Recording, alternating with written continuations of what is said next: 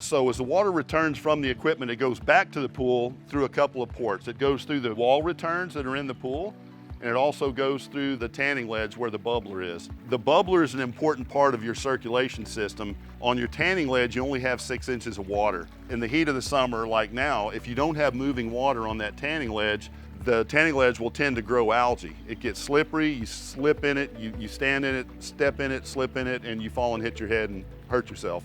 So the bubblers on the tanning ledge are an important part of the circulation. So this entire circulation system, again, like the circulatory system, pulling water from the bottom drains, pulling water from the skimmers, goes through the equipment that we talked about, and it's returned to the pool through the returns and the bubbler on the tanning ledge. You have one more port for water return to the pool, and it's in the cleaner, which is not in this pool yet. This pool's been recently plastered, and the cleaners typically don't go in for about 3 to 4 weeks. When the cleaner goes in the pool, the cleaner, it's an automatic cleaner, and it works off of water flow. It attaches to the side of the pool, and it's got a hose that leads it around, and that hose feeds water to the cleaner.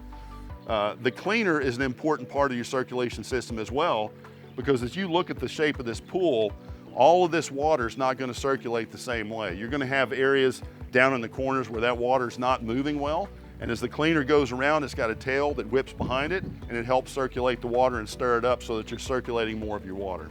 The idea behind circulation in a pool is you have to turn over the water one time in a 12-hour period. What does that mean? That means if you've got a 12,000 gallon pool, that in a 12-hour period you have to circulate 12,000 gallons of water. Now, if you think about that logically, you take this 12,000 gallons of water, you're not circulating every bit of this 12,000 gallons. Depending on where the returns are placed, some of this water will be circulated multiple times, some of it may not be circulated at all.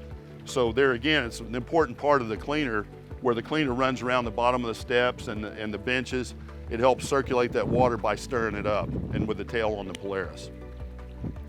We also have on this pool, we've got an additional water feature, which is a weeping wall / waterfall.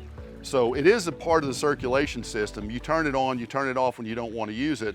But with this system, it's going to circulate water. So it's taking the same water that you're already circulating through the system, and there's a valve that turns that sends water to this, so that water goes back into the pool. So it is a part of the circulation system, but the other thing you have to understand about this is this also contributes to evaporation. Standard evaporation in a pool can be as much as ½ an inch a day if you have high winds, a lot of heat. So over the course of a week, it's easy to lose a couple inches of water to normal evaporation.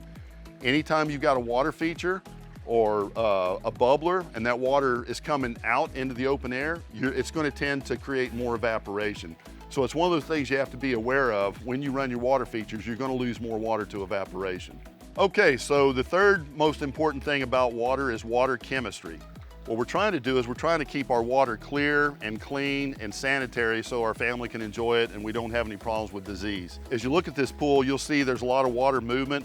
The water's very clear. That's mainly because of the circulation, because with circulation, your water's going to stay cleaner. But water chemistry's also got a lot to do with this. So water chemistry can be affected by a lot of different factors. Heat, rain, bather load, people in the pool. If you've got a lot of people in the pool, it's going to affect the water chemistry greatly. Having the proper water balance is really important. One of the ways we maintain our water balance and our water chemistry balance is we can use test strips, or we can use test kit where you do the reagent drops and you test the water that way. It's good to have the water tested about once a month. You want to check for levels of metals. You want to check for TDS. Some of the things that basic pool maintenance companies don't test for.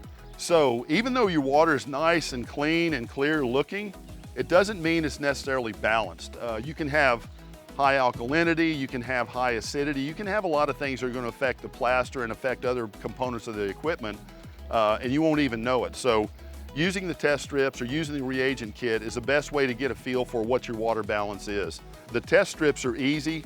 As long as they're kept in a cool, dry place and they're relatively new. It's a simple test that every homeowner can use.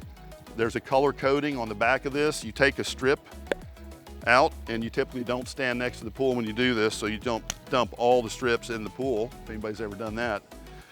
So you simply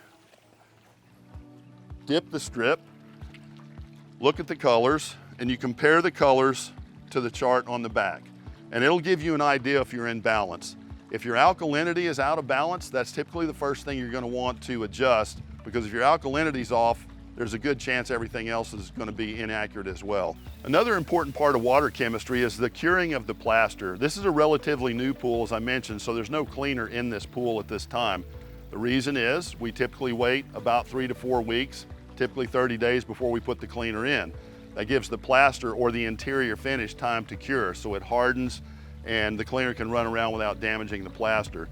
The first 30 days are vital to the health of the pool when it comes to water chemistry. Depending on the type of interior finish that you have, it's going to determine how long it is before you can swim, how long it is before you can get in. Typically, someone that has a salt system, you're not going to add the salt, you're not going to introduce the salt into the pool for about 30 days on average. Every pool professional has a different opinion of that. We typically go by the NPC standards and we follow their guidelines. That way we know we're following some sort of a system.